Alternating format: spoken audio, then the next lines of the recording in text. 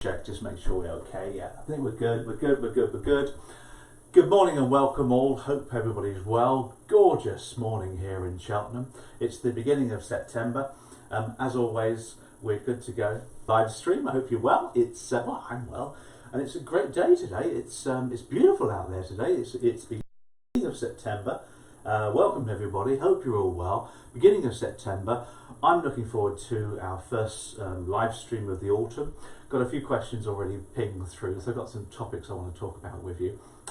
We're going to get going. As always, if you want to ping some questions, you can do, but I'm just going to get going today as much as I can. So, what have we got for you? Well, there's a lot of themes going on now. We've got Brexit coming up, of course.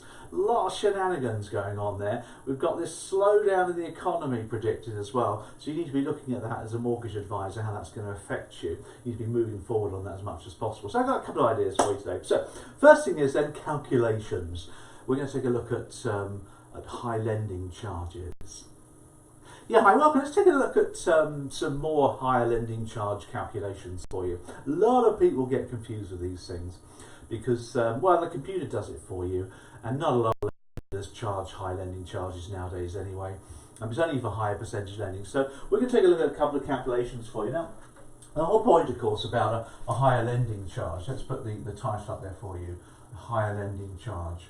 You might have heard them called mortgage indemnities. That's the proper name for mortgage indemnity guarantee policies. That's the proper name for these things. But hey, I call it HLC. Now the whole point behind them is that lenders, we're talking about mainstream lenders really, not specialist lenders so much. Mainstream lenders will lend on the value of a property. So they'll always look at the value or the purchase price, whichever is the lower figure. Now the valuation, of course, is one determined by the surveyor himself.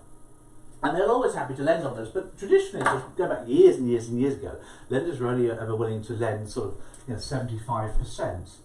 75% loan to value was the maximum they'd ever lend, because there's plenty of security for them. That's the mortgage, of course. There's plenty of security in the property. If anything goes wrong, they can repossess you and get your money back. No big deal. But over the years, of course, they've had pressure to lend more.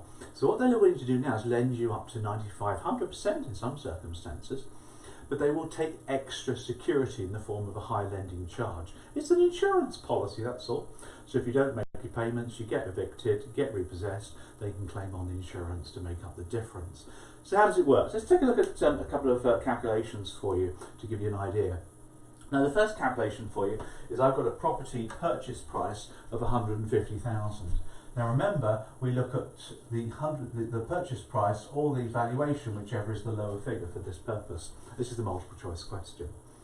And the whole point behind this question then is that you've got one or two bits of information given to you. The loan is 138,000. Now as you can appreciate, I've actually drawn a picture here because that's what I like to do. I like to get a little picture going because it's more visual for you. And on a piece of paper or on a plastic card in the exam, you'll want to write this out as well. So I've already put the value of the property there at the top, 150,000. The mortgage that they're looking for is 138,000. Let's put that in there for you, 138,000. That's the loan they're looking for. That's given to you in the question itself. The higher lending charge is stated that it's paid over 75% loan to value, which is typical. Can be 80. Now I've worked this one out, and that's 112,500 £500. So that's saying to you the lender is willing to lend without a high lending charge up to 75%. But if you borrow more than that, they're going to charge you a higher lending charge. And they give you the percentage at 7%. So what you basically do is you work out the difference between the basic advance, as we call it, the 75%, and what you're looking to borrow, and multiply it by 7%. It's that easy. So if you just do a little sort of a squiggly thing with that, the difference between the two is 25,500. 25,500. That's the difference between that. And the MIG charge or the high lending charge is 7%.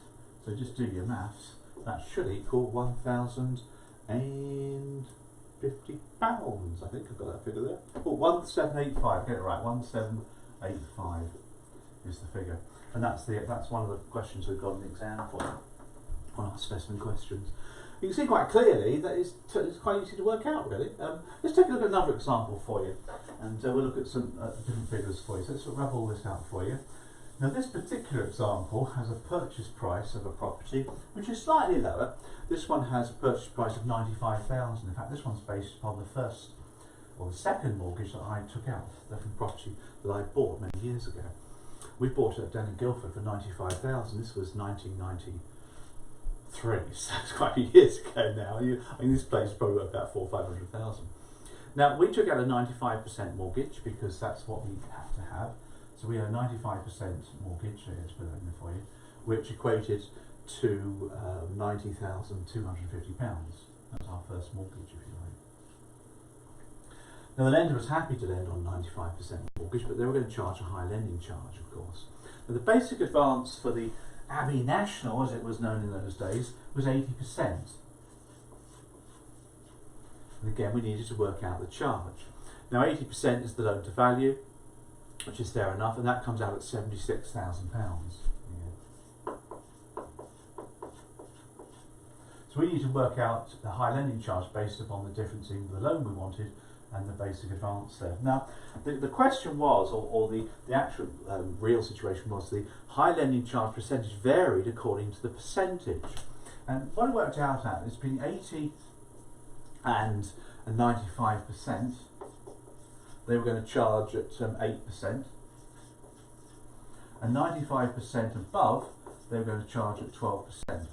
Now often you get that in the question as well, particularly in a CeMAP 3 question. So you have to work out, now we're looking to borrow 95% here, which equates to this one. That's above 95, that's plus 95. So we come in under that one, so we get charged 8%. So what you then do is you work out the difference. The difference between the two is 14,200. 14,250 pence.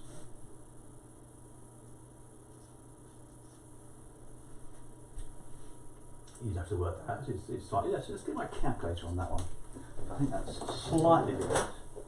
Always have your calculator to hand in the exam, of course. So if you get yourself a cheap plastic one like this, always good. 250 minus 76, 123. 14,250, that's the correct answer to that. And 14,250, then multiply 8%,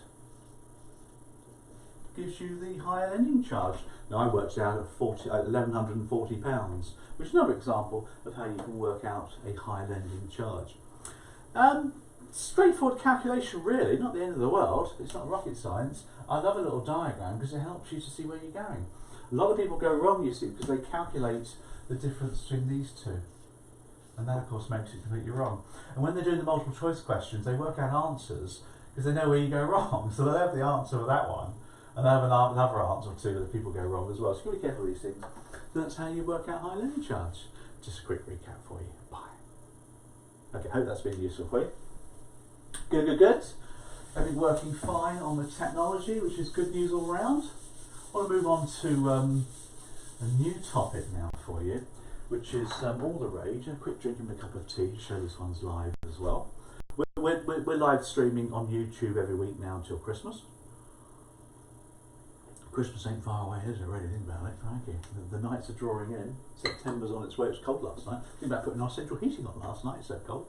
Anyway, enough of that.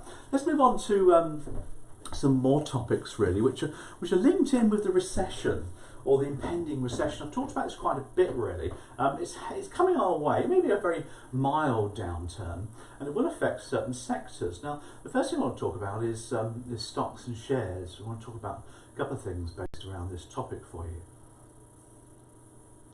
Yeah, let's take a look at stocks and shares buying, selling during a recession or a downturn for you. So the topic really today is shares in a downturn. Now I know the Americans call it a downturn or a downturn on the economy. We call it recession. Pretty much you've got a situation where your economy is beginning to fall. Gross domestic product, GDP, is falling 2 consecutive quarters, and then you're in a recession. But of course, the thing is, there's a lot of things going on before the recession actually even kicks in. And one thing I want to talk about now is shares, what happens in shares. So first of all, let's take a look at the history of shares really. I want to put a little diagram up on the wall for you on the board. And this diagram takes the period from 2000 which of course is a long time ago now. We've got 2020, which is now or next year, which depends on when you're looking at it, and we've got 2010 as well. So let's put a couple of decades on our timeline here. Now, for those of you that understand recessions, it all depends about how things go. Now, typically, what happens to recessions is that you have cycles of boom and bust. So let's put the cycles in red for you. Now, following the turn of the century, we had a particularly strong boom period in our economy and in the US as well, which was great. A particularly strong boom period, which peaked at around about 2007, 2008. And then, of course, we had the Great Recession. The Great Credit Crunch Recession kicked off in 2008-2009, and then took a long old while to do anything, really, before it gradually started to pick up again. And now we've got another growth period going on here. Let's just grow nicely there, pretty up and down there. And then we're probably going to come down again, a little bit of a bump, and off we go. Now, it's a wobbly old picture, that, but it shows you how these cycles are working. Now, in all economies, there's always a cycle. You could do that for the last 50 odd years, couldn't you? Just do this cycle. There's boom and there's bust. There's boom and there's bust. Little growth spurts as well. And we're on for a bit of a downturn coming shortly, as you can appreciate. So first of all, what happens during the downturn? Well, first of all, unemployment generally goes up during this downturn. So whenever you have a downturn in the economy, businesses lay off staff, consumers stop spending, businesses stop exporting, businesses down, businesses look to cut costs, they cut costs, cut employment goes up. Now, interest rates generally will come down to stimulate the economy. In a boom period, interest rates will go up to prevent the boom from going. In a downturn, interest rates come down. But obviously we haven't got very high interest rates to come down, have we, at the moment? It's a bit of a nuisance. So what happens now then with the stock market? Well, the stock market, of course, is a reflective of how industry is doing. In a boom economy, the stock market grows. In a slump, the stock market falls. But only some stocks do. So let's take a look at some of the stocks that do well and don't do so well. Well, in a slump economy, which we're coming up to now, certain stocks always do well. For example, tobacco stocks will always do well. Utilities will always do well. These are products which people need all the time. You need your water, you need electricity. Obviously, you can swap around for price if you want to. Tobacco, if people smoke, they smoke, don't they? Now, in a boom economy, the kind of shares that do really well, we'll put these over here, are banks, for example, will do okay there as well. House builders will do okay in a boom economy. We've seen Simon Homes and various other companies doing really, really well. Car manufacturers, well, that's all changing with electrical cars, will do really well, and these guys do well in a downturn. So if you're looking to balance your stocks and shares, then you'd be looking to get yourself different stocks, different shares along the way. In a falling economy, those things do well. In a growing economy, they do well as well. It does depend really on the industry that you're in. So they're called cyclical stocks. They will move with cycles. They will move. House builders do fall in the next slump. You wait, and as soon as it comes in, they'll start to fall. That's fair enough, isn't it? You can understand that. Now, the other topic to have a quick look at now is the topic of short selling. Now, short selling is something that people often ask me about, and they're scared of short selling. Short selling sort of scares the pants off of people. And what it is, it's kind of like the vultures of the stock market, really, the vultures of investing. Because what they do is they profit when stocks fall. And they sort of hunt out for falling stocks, and they profit from them as well. And you see, most investors in shares will go for the long term. So if you put your money in British Petroleum here, for example, you would have done all right, gone down again, done all right, gone down again. But over the long period of 20 years, you'd have done okay. And that's pretty much what we call investing long. Long, of course, is a great way of investing. And that's what funds tend to do. You put your money in a pensions fund, an endowment fund, or whatever the fund is, or a unit trust over a period of time for your retirement or property purchase. You're investing long. Now short sellers don't do that, they invest short. And what they look for are property or companies that are going to fall. They haven't fallen yet, but they're going to. So the short sellers are sort of like prodding around here at the moment. We're pretty much there in the economy at the moment, aren't we? We're just about to fall down a little bit. We're already starting to slump now. So the short sellers are looking now at companies that are going to drastically fall. There's a number of them around now. It's not necessarily geared to economies falling. Companies themselves will also go bust as a result of bad management, etc. So they look for companies that are not going to do so well. What they do, and we'll put little steps for you, is they borrow shares in a company. They actually borrow them from other fund managers. They pay a fee for it as well. You're not going to get anything for free, are you? They borrow the shares in whatever company it is. And now they've got the shares, they then sell them on the market. So they sell them at a high price, or whatever the price is at the moment. Now remember, they're looking for them to go down. Now as the price of the shares start to fall, they start to fall down there, at some point they then buy them back at a lower price. And they've got shares now, so they give the shares back to the fund manager, and now they've got the shares, and of course they've pocketed them, haven't they? They've sold them at a high price, and they've rebought them back at a lower price, so they've pocketed quite a nice bit of profit. That's short selling, that's all it is. Nothing much to it than that. Make a nice little profit. And of course they've got to look for companies that are going to do this. Got to look for the right company, haven't they? If you've been looking around the press this weekend, I've been reading about the Stobart group, Eddie Stobart. Now, shares have been suspended in this one now already. They had a big accounting accounting scandal early this year, and they got their figures wrong by £2 million. That's a hell of an accounting mistake, isn't it? I think the accountants got sacked. I'm sure they did.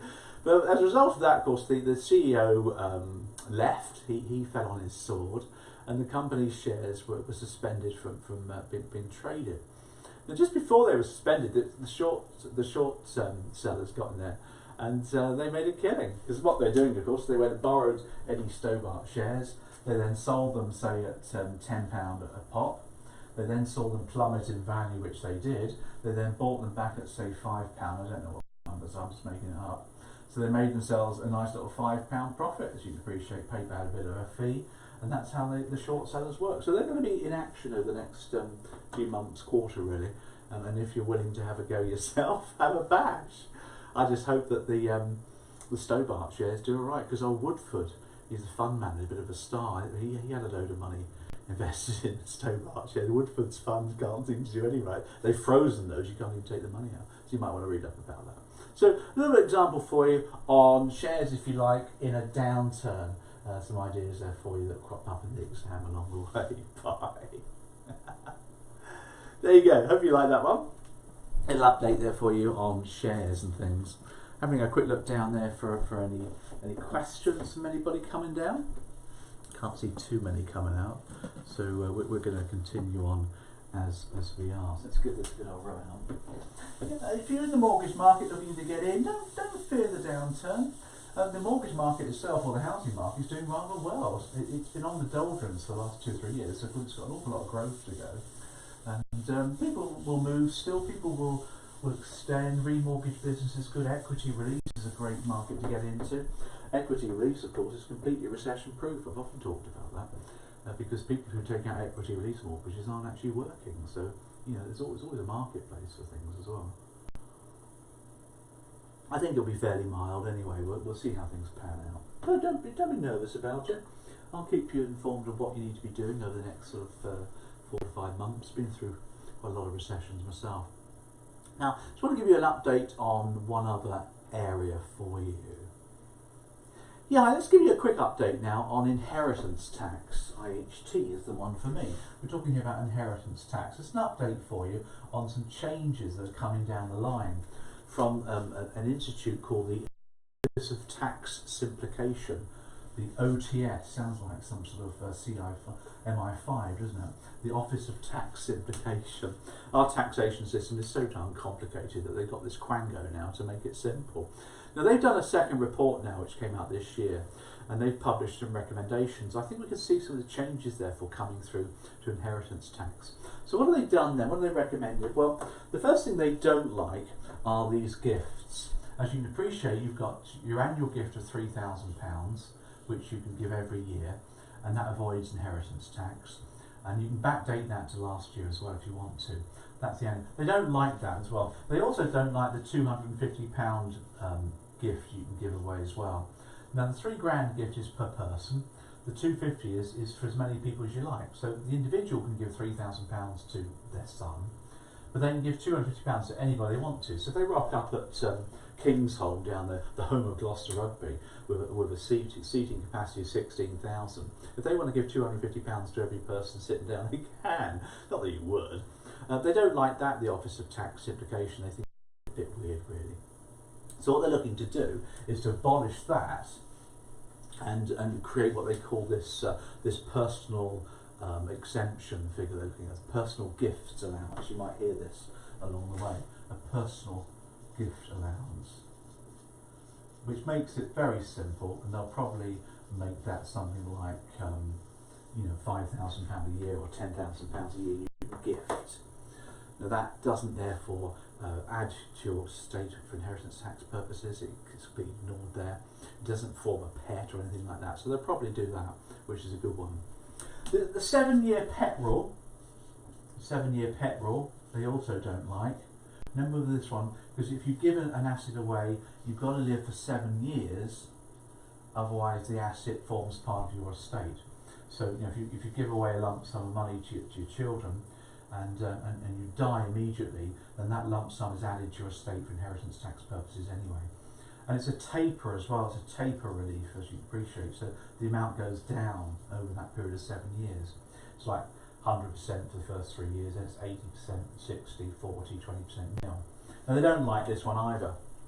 They think the tapering's a right nightmare, which it is a bit daft, isn't it? So they're looking at, say, reducing that and making a 5-year period is what they're looking to do along the way, which makes sense. They're going to abolish the taper relief as well, probably make it so you just got to live for the 5 years, which is great as well. A couple of other small changes really they're looking to bring in, lifetime gifts, they're looking to sort of change those around as well.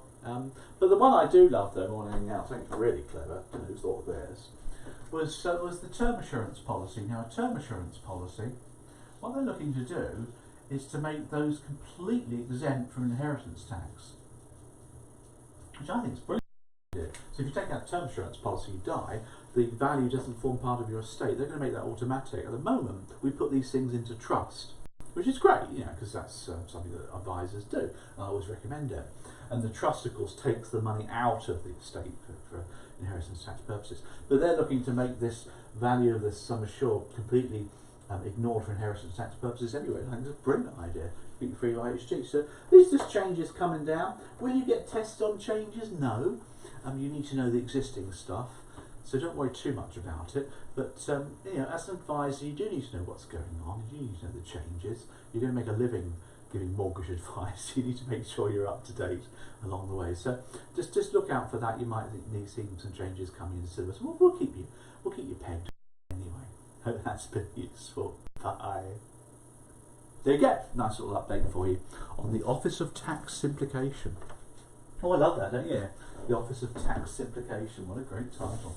Imagine working there. Probably get a salary of a couple of £100,000, wouldn't you? Inflation proof as well. Public sector always does. It's not inflation. Recession proof. Public sector always does quite well in a recession, because they tend to operate essential utilities, don't they? But which is good. Which is the right way of doing things. Absolutely the right thing. Okie dokie. Let's finish off then, looking at a little sales tip for you. Now, as you know, I've been doing a couple of hypnotic selling things recently, which people kind of like, really. I like it. I use this all the time. Just don't tell many people about it. Now, I call this a good space, this one. A good space. Now, many years ago, this would have been sort of 2009, just before the last recession. My daughter, who was about 9 or 10 at the time, was just about to go to big school. Nice cup of tea, that one. And she was a bit concerned about it, a bit nervous. You know, she's been at primary school her life, she's going to go to big school. And I said to Beth, I said, are you looking forward to starting big school next week, Beth? And she said, yes, Daddy, I am looking forward to it. Oh, that's nice, I said. What is it that you're looking forward to? She said, oh, I'm looking forward to meeting some new friends, seeing my old friends, seeing teacher again, because, you know, she'd been there for a couple of weeks before she left for the term. No, I was very excited. I'm really pleased for her. I said, do you feel really quite good at it? She said, yeah, I feel really good at the moment, Daddy. Yes, I'm really looking forward to going to big school. I said, well, why don't you capture that thought, Beth, and use it for future when you're down a bit, you know, capture that good thought. She said, well, how do I do that, Daddy? I said, well, first of all, tell me where your good thought is. And because she was only 9, didn't really understand logic. And she pointed, she went like that, she went up there like that. And she went up there, that's where her good thought is. Now, humans, of course, are not logical, we're emotional things, aren't we? We have heads, we have brains, everything's in our head. And Bethan keeps her good thoughts over there. She's top right. That's where her good thoughts are. And that's where she keeps them in her head. So when she has good thoughts or good memories, that's where she goes in her head. So when she looks that way, she automatically gets a good feeling in her body. This is actually quite proven. It comes from NLP, all the different ways that people think. So over there is Bethan's good place. And I said to her, that's a great place to be, Bethan. Every time you want to feel good, just look up there and you'll feel good again. And she liked that as well. Now, where's this useful then? Well, obviously when you're selling or advising, whatever it is, and you want people to feel good about something, then get them to look over where their good place is. So find out where it is first of all. So talk about something that's good, and sort of have a look where they look, and they'll look over there. And you know, then point them to that particular space. So, for example, if you've got a proposal that you're wanting to give them, place a proposal so it's over there in their good space. That really helps as well. Get into that position. It's kind of like a happy place, isn't it? Find out where their bad place is, because people have got bad places, often it's behind. So when you talk about the competition, for example, you could look at the bad space as well. And these things all help, don't they? They're quite clever, isn't it? Now, where's your good space? Find out where yours is, and if so, tend to look over there and make you feel good. That's where your good memories, things are kept. That's your good spot as well. She's only 18 now. She's going off to university, so perhaps I should do the same thing now for her. You know, where's your good space, Beth? And she'll probably just look at me and wonder what planet I'm coming from. But on a serious note, though, this is good stuff. This is hypnotic selling for you. So look out for the customer's good space and put good things there. Obviously, yourself as well needs to be in that good space. Hope that's been useful for you. Bye. Nice little tip there for you, just to end things. Just to end the whole point there for you. Okay, so quick drinking my cup of tea before it goes cold. I'm looking down for any questions. Can't see any coming through, which is not a problem. If you've got questions, people on the boot camp can email these to me and I'll get them answered for you. Boot campers get to see the archives of these live streams. We'll keep them on YouTube for a little while as well, so you can see them if you want to, but the whole point is getting them live. So we're going to publicise as much as possible over the next few weeks, few months or so. I hope you're going to have a great week. I've got a busy week to start things off. I'm up to Edinburgh as well for my stepdaughter's 21st, which is fun, so I'm looking forward to that. Hope the weather keeps well. Hope you have a great week, and we'll see you all next Monday. Bye.